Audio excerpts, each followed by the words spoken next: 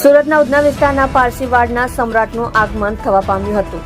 સુરતના ઉધના વિસ્તારમાં ઉધના 3 રસ્તા પાસે પારસીવાડના સાઈ સમ્રાટ યુવક મંડળ તરફથી સમ્રાટ ગણેશજી નવભવ્ય આગમન કરવામાં આવ્યું હતું, જેમાં સુરતના ઉધના વિસ્તારના સાઈ સમ્રાટ ગણેશ યુવક મંડળ દ્વારા 42 વર્ષથી શ્રદ્ધાપૂર્વક આગમન થવા પામ્યું હતું, જેમાં સાઈ સમ્રાટ યુવક મંડળના તમામ સભ્યો હાજર રહીને ગણેશજીના આગમનમાં મન મૂકીને ભક્તિપૂર્વક ઝૂમ્યા હતા.